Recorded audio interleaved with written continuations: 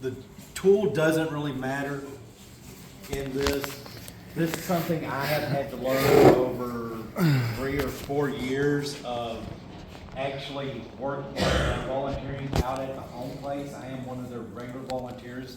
As I said last time I demonstrated here, I am a certified National Association of Interpreters certified interpreter. So all I do as a blacksmith now is historic blacksmithing and interpretation blacksmithing for museums. That's pretty much all I do.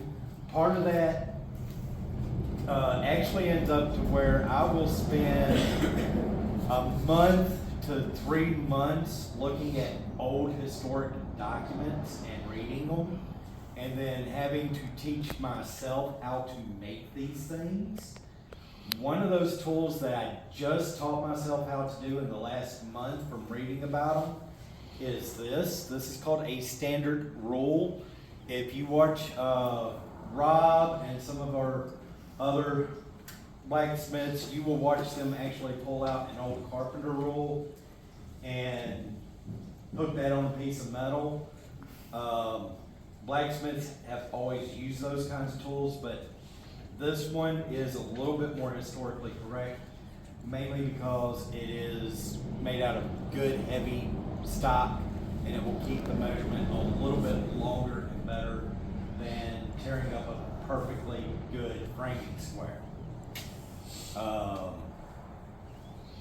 If you set it up correctly.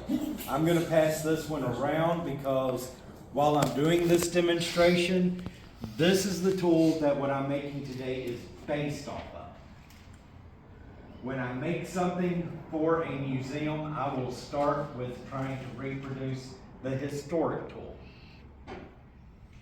But quite often, the historic tool is not safe enough. So, I still use, when I go to make the tool that is safe enough, I am still going to use the specifications I have been able to find on that tool to do the measurement.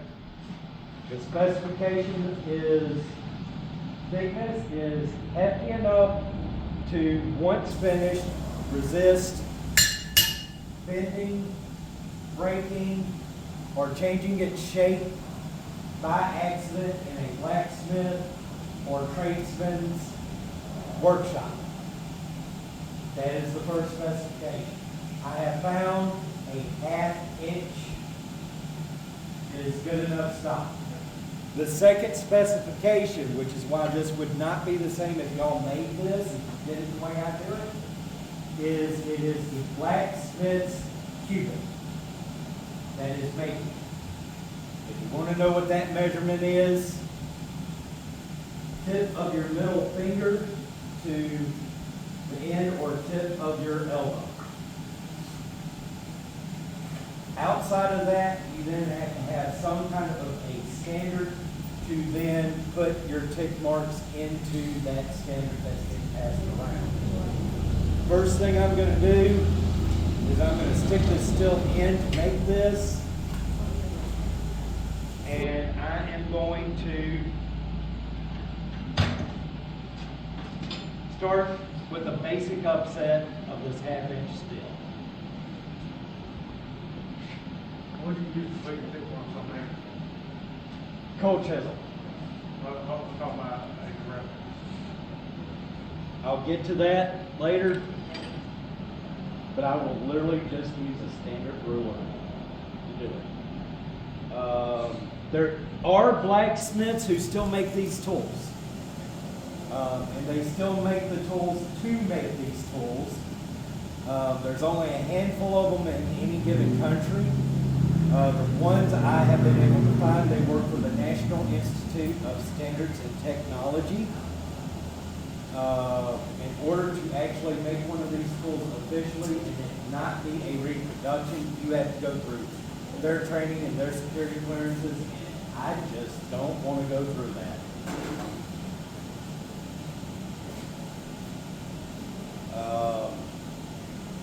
Mainly because I have been through a security background check by the U.S. federal government. It's not fun.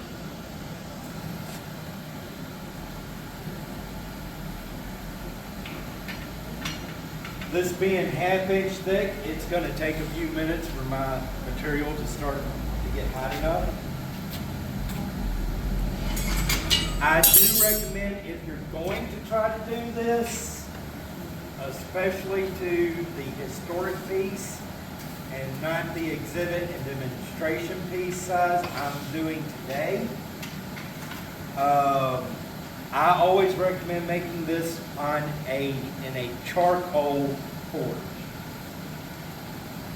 And the only reason why I recommend doing it with a charcoal forge is it is easier to shape your fire and move your fire exactly where you need it. When you go to make your handle, especially if you're going to make a handle like is on mine, where you've got this long, delicate, almost stem-like design, I just find it easier personally when I'm doing it with charcoal. That being said, if you are a practiced and skilled enough smith with a coal fire, you can still do this kind of work. So again, anything I tell you, take with a grain of salt. If you are more comfortable with a coal fire to do long, delicate work, use a coal fire.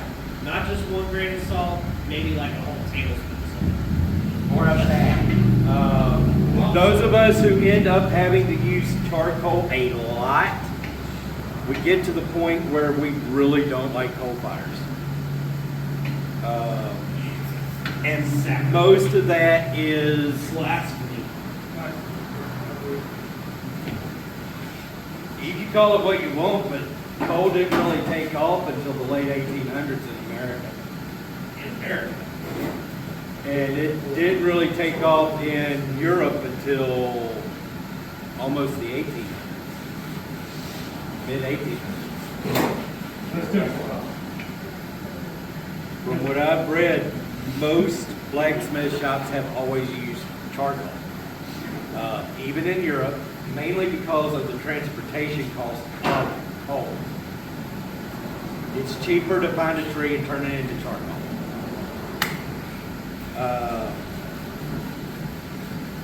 And then you have to look at different time frames, like World War I, World War II.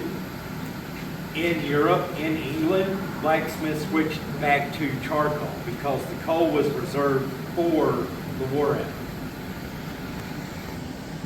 Anytime there was a major world war, blacksmiths switched to charcoal because the coal got spoken for. That being said, let's get started here. You want to move the strikers in? No, this will work. I am not trying to upset this a whole lot or very far. There are 3 or 4 ways I have seen these described to be made. One is a collar weld, or to put a collar on it, which is what I'm attempting to do here, and that can either be a collar weld or a collar friction.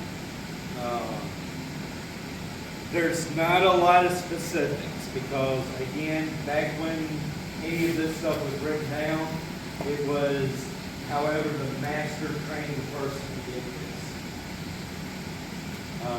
And when blacksmith students take notes, they literally will just put a collar upon it. They won't say if it's a friction collar, they won't say if it's a forged collar. That's where someone like me has to go, probably was this. And as a blacksmith, if I'm gonna say probably was this, more than likely, it was probably a collar weld. Mainly because the collar weld, you have a better chance of it staying in position. The other way was to simply just forge ahead, which means literally just like making a nail head. You're just going to upset the material to a certain point, put it in a vise or a special tool, and just pound a certain amount of the material down to form a good square head.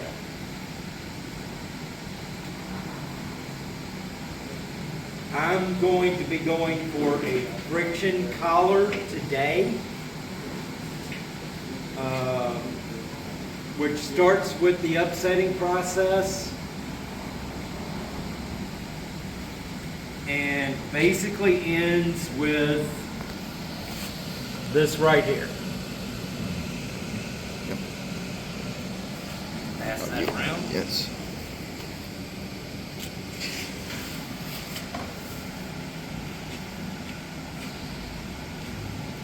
I am always losing my hammer.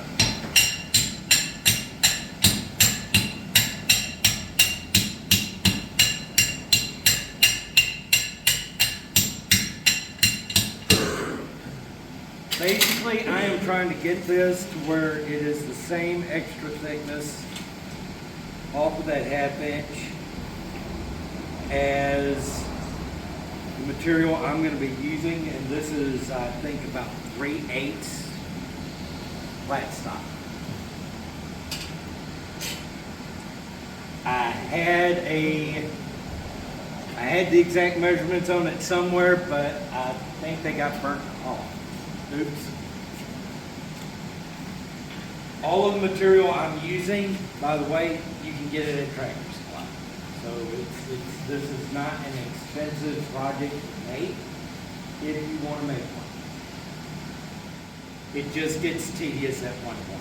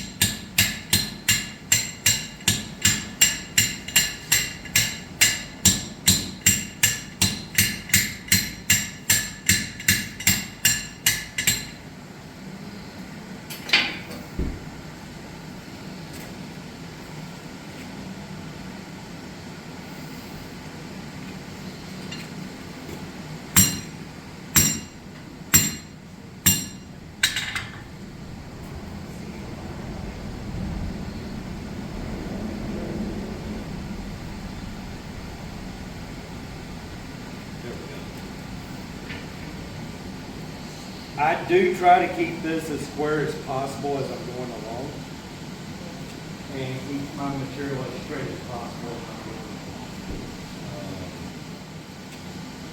This project, like I said, is an exercise in basically patience and tediousness.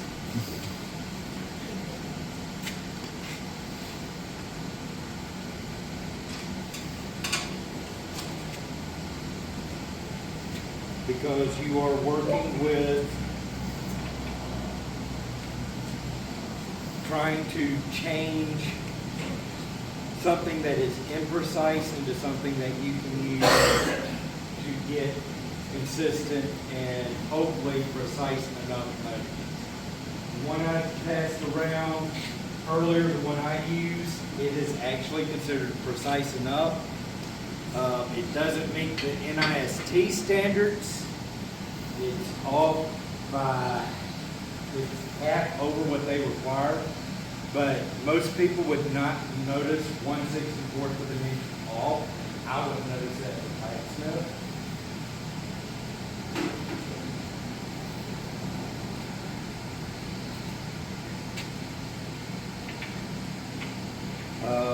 And don't quote me on some of the information I'm getting you on the NIST. I just started reading their standards. So. And it's a lot of standards on their website on how these are to be made.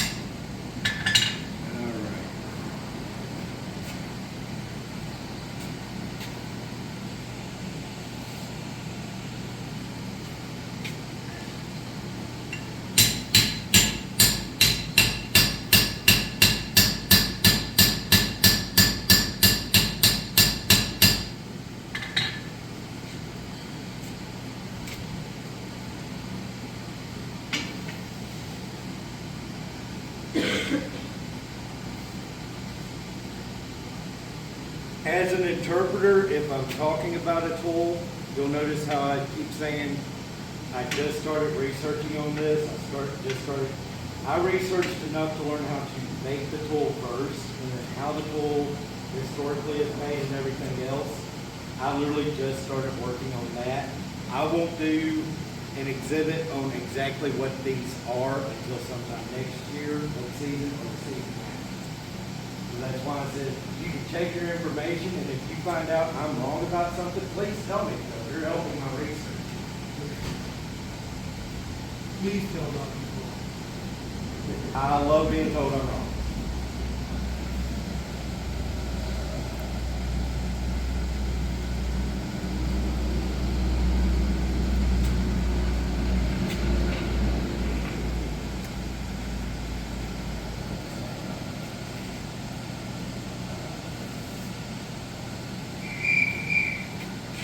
But as you can tell, if you've been through green coal in so much as the making process of the initial tool, you're doing a basic upset to start.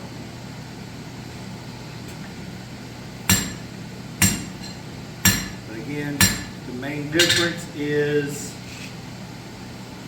there's a reason why I use a rounding hammer with a very flat planishing side for some of the stuff I do. For just about all of the stuff I do.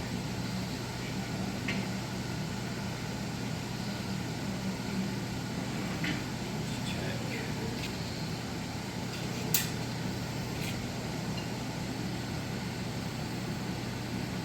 Oh good, I'm done upsetting. Turn it on, music.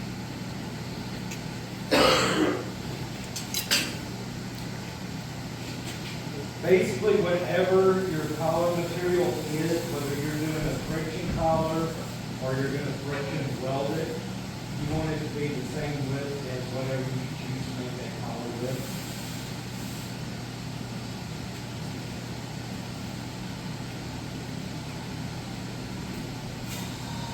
It's going to take me a second to actually start prepping the collar. I will go on. Hold this by this part. Do not touch that top part. Even though I've quenched it, it's still going to be hot up there.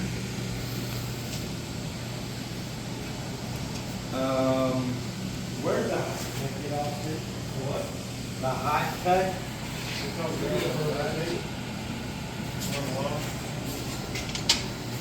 Read the sign on the chalkboard.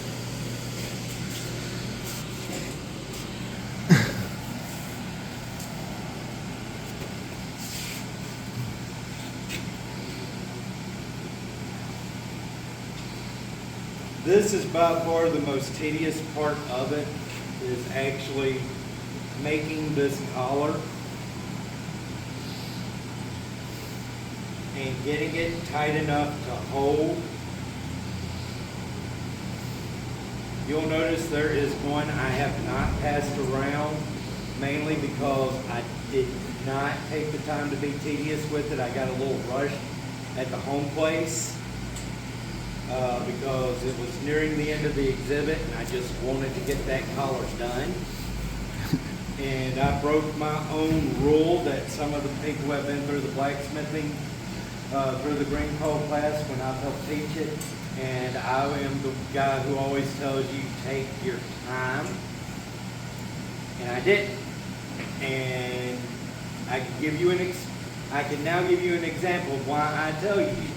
If I'm helping to teach the blacksmith class, it's better to take your time and get it right than to rush it, because I have a piece here that my collar is way too loose.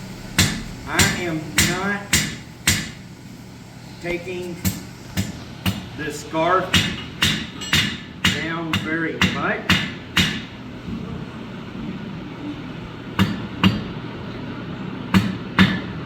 But I do want it to be as smooth as I can get it.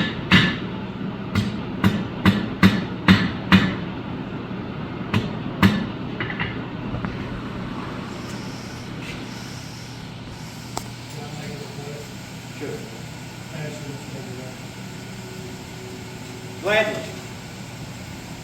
As blacksmiths, do not be afraid to screw up. There it is.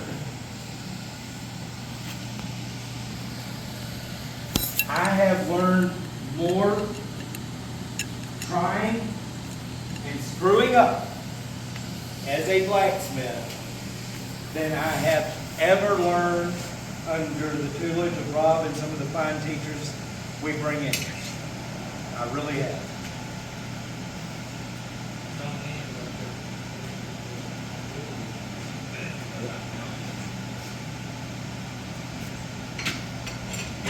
This is where it gets tedious. After I do this next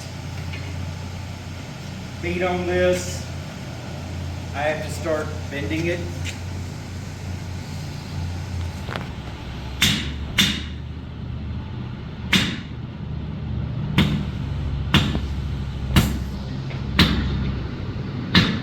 Again, it is more important to take your time during this process because you're going to want this to be as square as possible, and you want to forge this tight into that upset that you just did. If you are using any collar method for this. So, fortunately, my garter material is fairly thin, so I get an extra set of hands.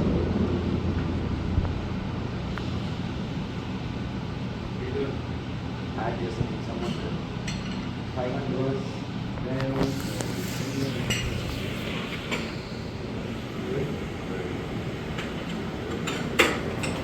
You want it hot right or tight? That should be Okay, fine.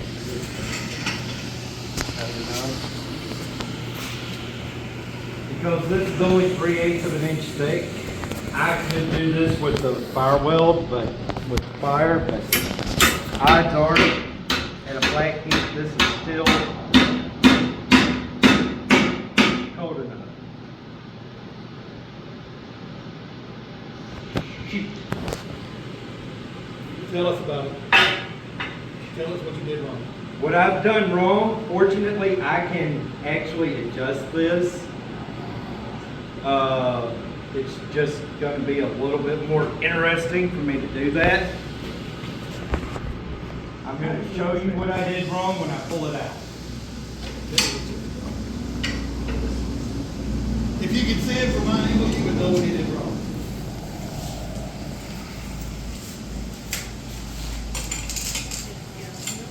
My scarf, I got it in my time, sorry. I let drop too far down. Oh. Good. Hey, that's not bad though. Fortunately, Spin it back around. I can actually fix this. There's two ways. I can continue to work with this and still get it where I need it. That's one option. Or I can rebend and reshape. That's another option.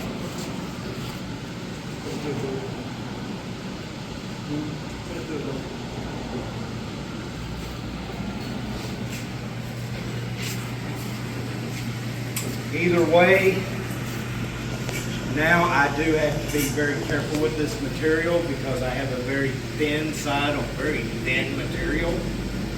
And even at a orange heat, I have caused thin material like this to burn. Okay, next question. Do we want to see Doc correct his mistake or start over? Correct it. You want to see me work with That's actually a pretty important skill amongst us. Is knowing your mistake and figuring out how to correct it. You learn a whole lot.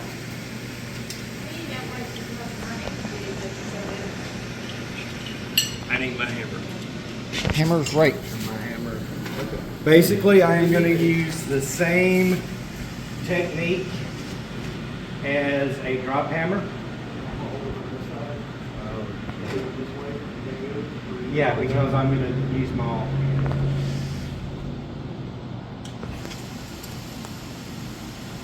And basically, the only important thing to do here is to now, as you can see, I've pretty much fixed my mistake now. And all I'm doing is I'm just trying to get this to wrap tight around and square around my piece. Pardon? It will be.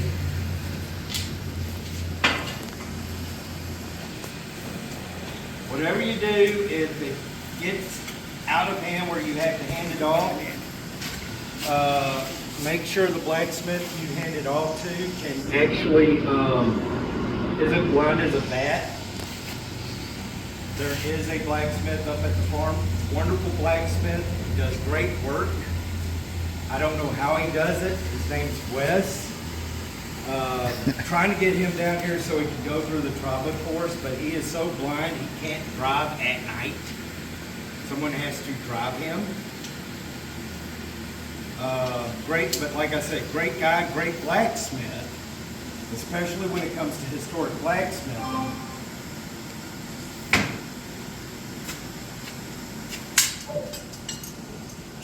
Animals not high enough. Okay.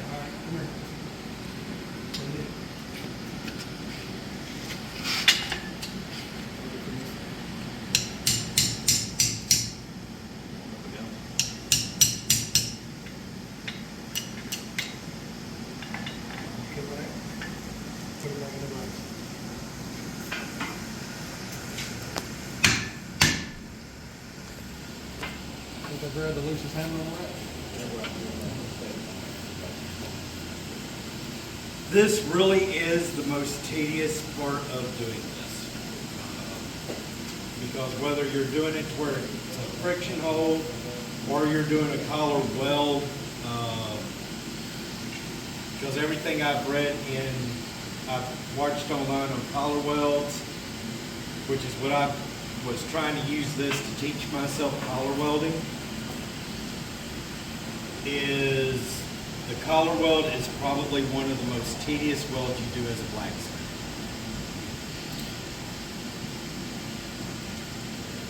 So,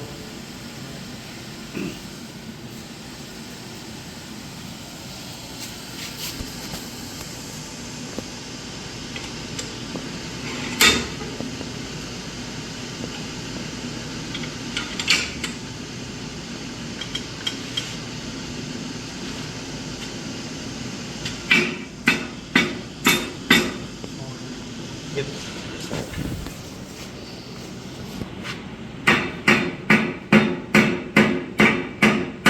Most important thing though is make sure you get this as tight as possible.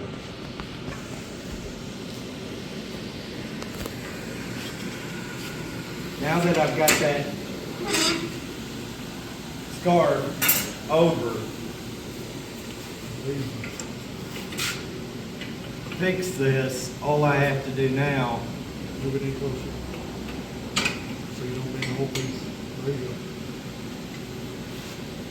is make sure I keep my piece as solid as possible. Hold on.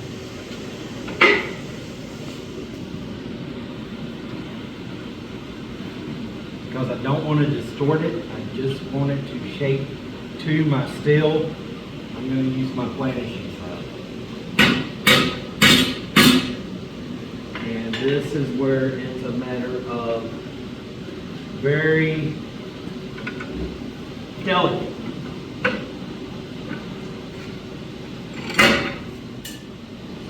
Once you know you've got it moving, it's going to want to move around a little bit here and there.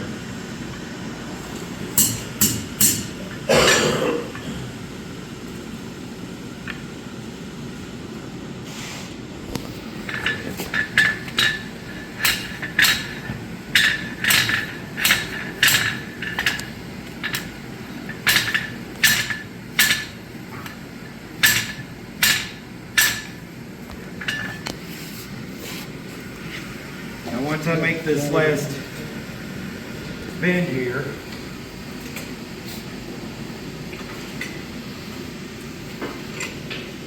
Let's see if we can get the little bit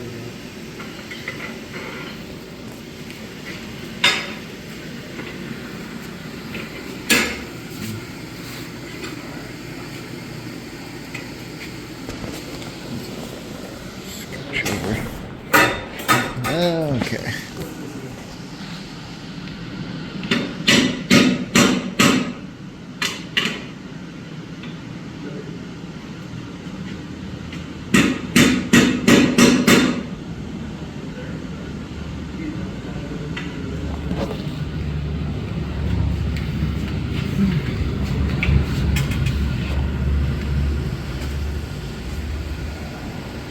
Keywords is you know a thing or two because you've messed up a thing or two. yeah. Like I said, blacksmith, people ask me, how long does it take to get to the point where kids and people who have never blacksmithed, when they see me in the blacksmith shop out at the farm, they think I am a master at what I do. Master is an honorary title that is given from a student to whoever first taught them. That's why I irk Rob a lot, because he taught me green coal. Rob's my master. He's like, no, I'm not. But blacksmithing, it has always been, in the trades, it's always been an honorary title of being called master for the most part. Basically, if someone says in the trades, so-and-so is my master, he's the one who took you through your apprenticeship. So, but do you never truly master it? No, you do not.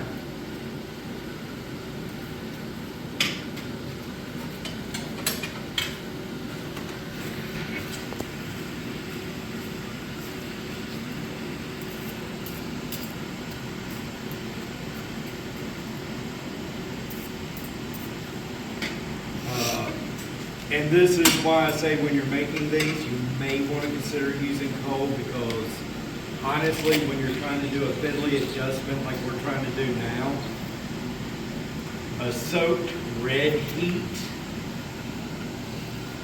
is a lot easier to do with the coal one, because I could literally just set this into it's easier to do in a charcoal one, because I could just set this into my charcoal and just let it slowly come up to a reddish heat. And I ain't got to be constantly pulling it out.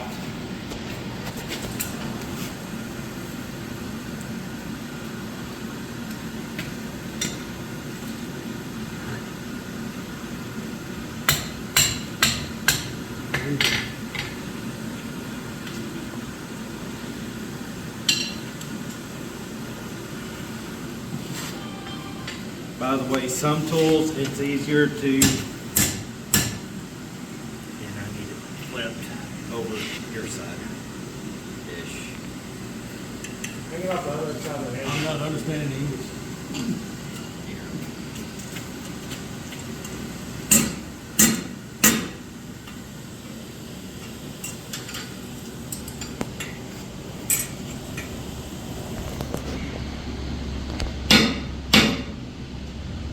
I think I can make that work.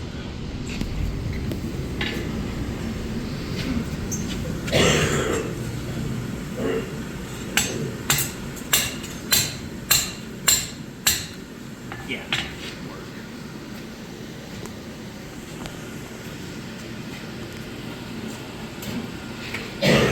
If you make this friction bond tight enough, you will not have the fork flow.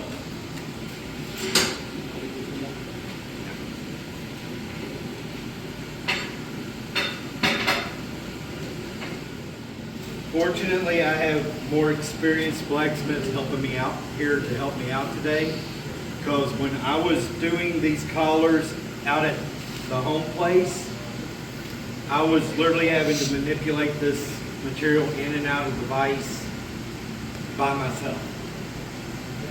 So And that gets interesting. Very.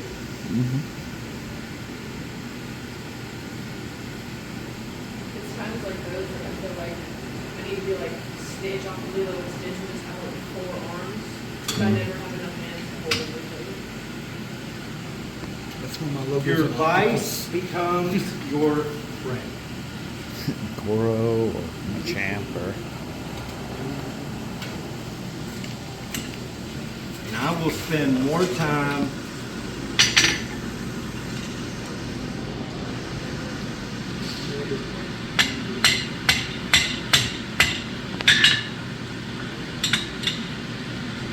making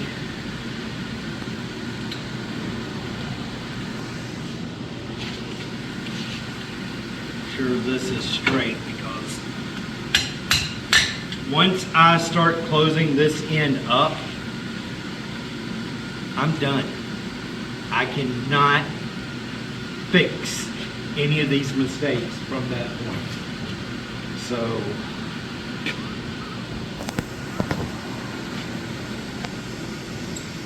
I'm gonna start this bend in my vise, but I'm gonna have to then cut the collar off before I finish it.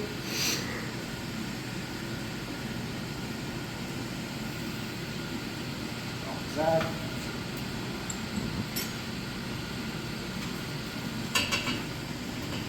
oh jeez.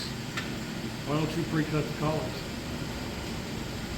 One, figuring out the shape. Two, I don't always know. Every time I've done these, every one of these have been slightly different in this step. Again, I am doing this 1850s and 1700s fashion, so everything is slightly different. I am actually trying to make this collar fit this exact piece of steel and how I have upset it and everything else. So do I pre-cut my collars on this? No, mainly because again, I want this to be Harder than that? higher than this. I would.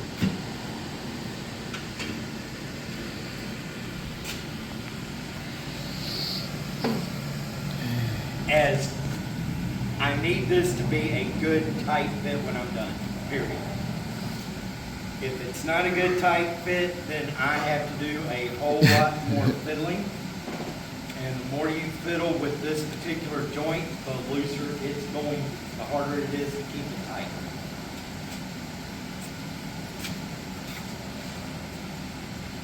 So I am actually close enough. I think I am going to go and cut it.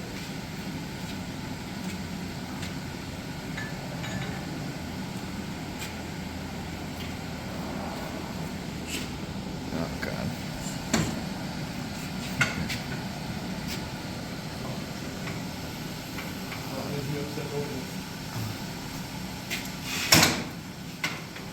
Like that. There we go.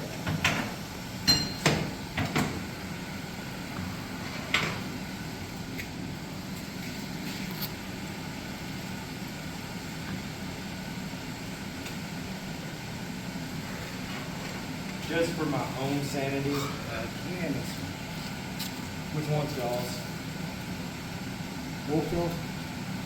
yeah, I just need to clean where I'm holding this still.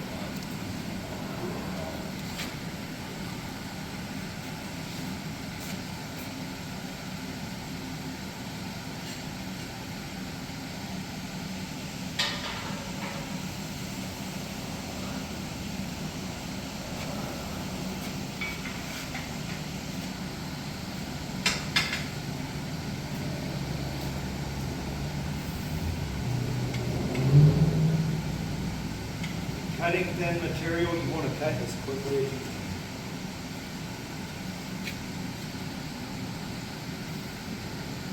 Now, that should do it.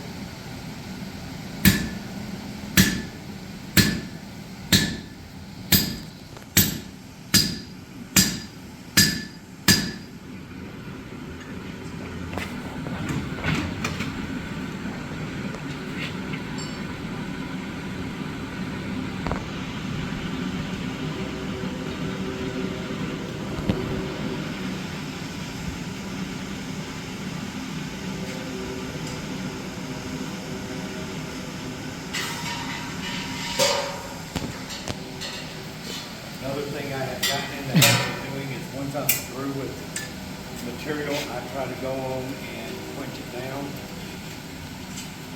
You're gonna have to have. Mainly because if you ever get a chance to work the LBL forge area, blacksmith shop, it's not a full smithy, it's just a shop, you will find out that the guy who designed this, and I met him the other day, wasn't a blacksmith, because there's not a whole lot of room to move around in that itty bitty blacksmith shop.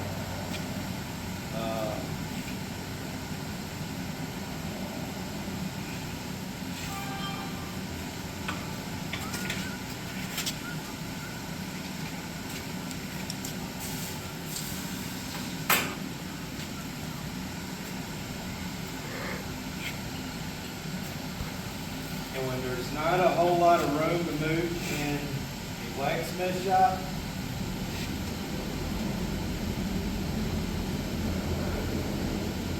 I'm going to do what's called a courtesy bend here, get this out of the way of, because I still need to now chamfer this end down.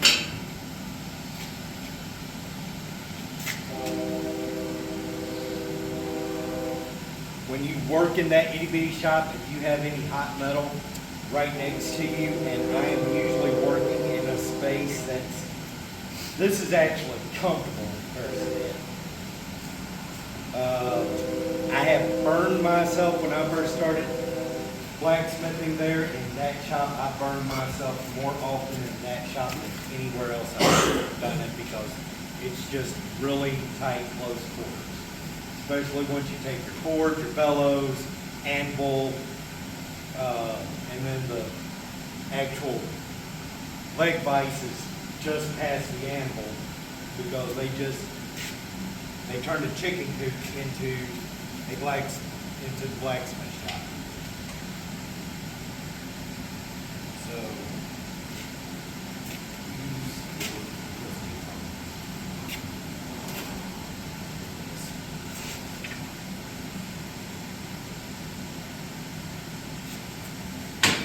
again, just like the other side of this, I am not going for a huge amount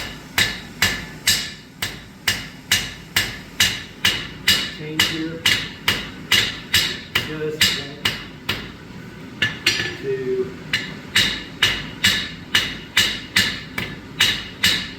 forge one side down enough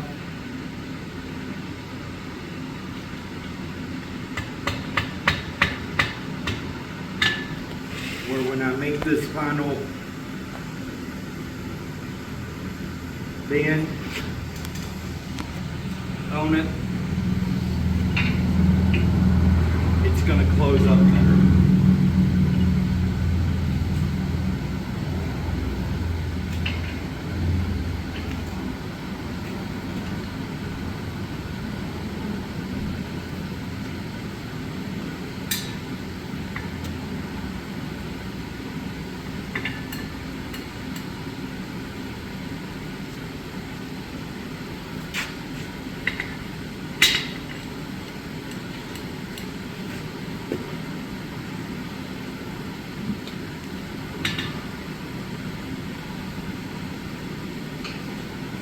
Probably going to need that block handle again.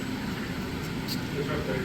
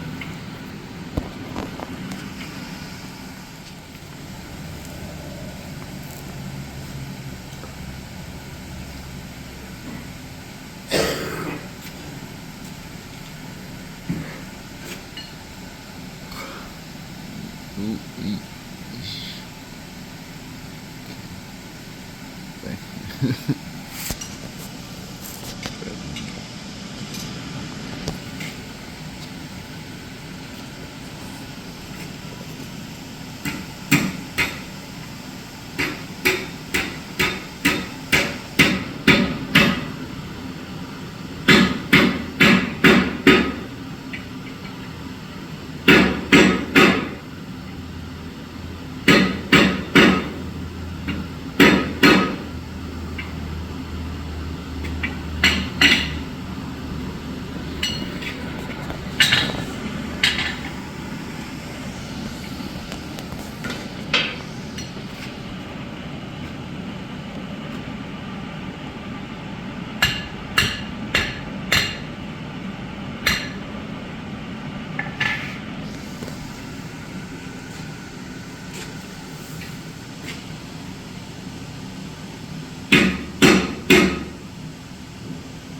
I said, again, I am. Put it back in the way.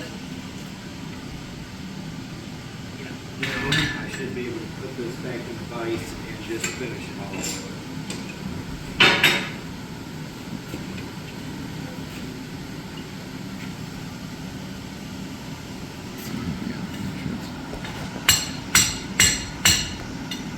This last one is the hardest one. Because one slip.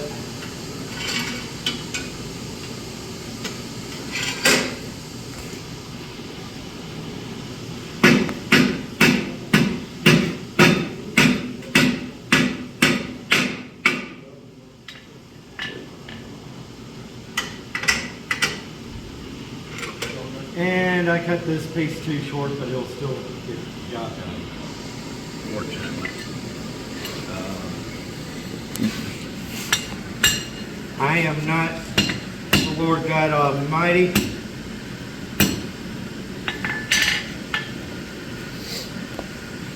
Now I'm going to just heat the overall mass up to about a forging temp and just make sure everything forges down a little bit more square.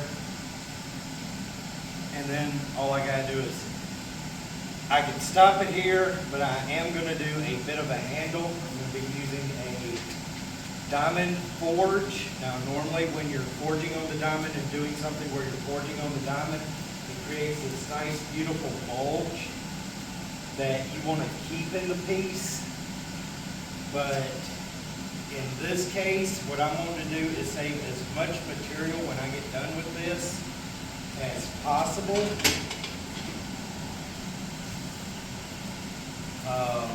Once I get the handle made, I want to save as much of this material straight and true as possible because it is used for measuring. So this is where you're going to start watching my hammer spin like a top.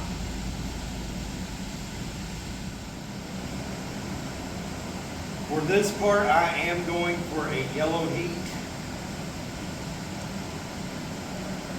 I am going for it to almost to be right at point of burning. Mainly because when I make this last adjustment on all four sides for it, I want it done in 4 hits.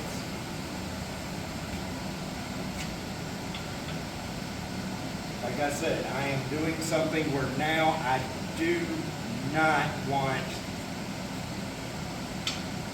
to fiddle with it a whole lot.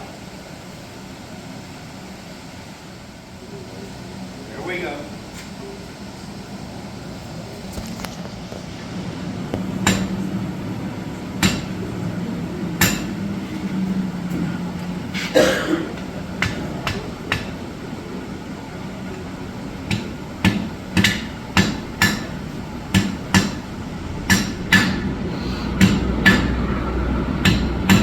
Basically what I am doing now is I am just, all that upsetting I just did, I'm forging it out.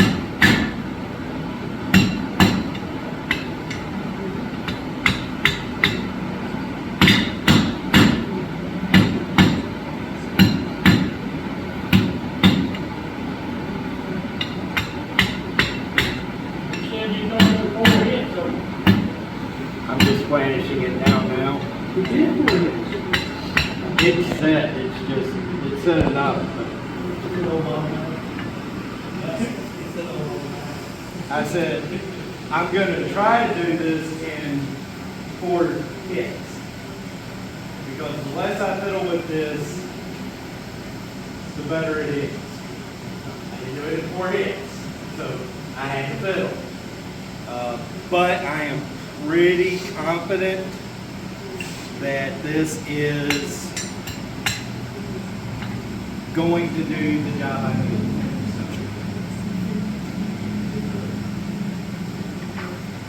How much you guess you need to do these hits in, and how many hits you actually do it in, it's okay if it's a little different.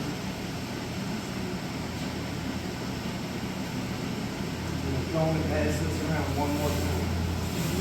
The important thing with this particular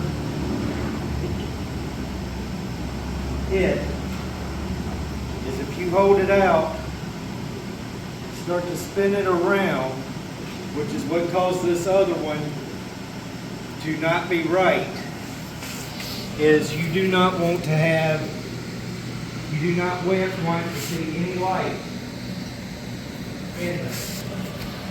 It should be really, really close to where you can forge weld it, set a good weld on it, if you've had enough practice in the type of forging.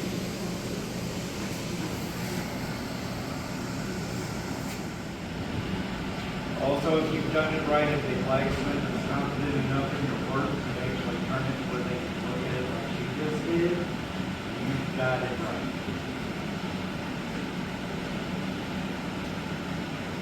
So it shouldn't move much, if at all, this time. You're talking about that, how much material you'll need for your problem. I can get that out there, all you gotta do is measure it, walk all that much more without disturbing the problem.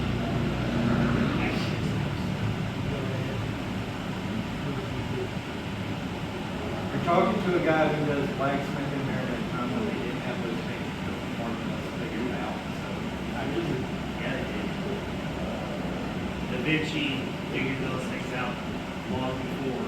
right, the standard blacksmith may not have known it. Standard blacksmith didn't have a pocket calculator. That too. She didn't have a calculator.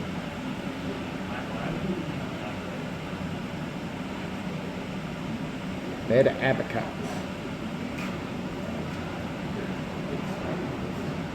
Most important thing from this point is make sure when you're switching over, you can actually manipulate the part that you just took out of the nice hot steel, out of the nice hot fire. The other reason I tried to, especially after yesterday when I was making these collars, that I tried to actually take and get this collar done when I got it done and not have to take the collar off to do the forge weld again, is inevitably when you're doing exhibit and blacksmith work, they will ask you with one question that will cause that question to happen within a few minutes, or they will have asked it within 15, 20 minutes. Have you ever burned yourself while blacksmithing? Yes, I have. And as of the last time I got asked that at an exhibit, I had burned myself within 45 minutes of the next person asking.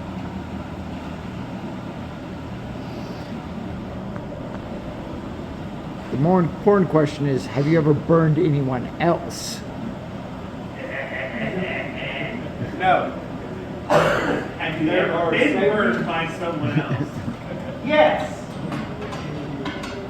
Fortunately, most of the time I have come close to getting burned by someone getting burned by what I do.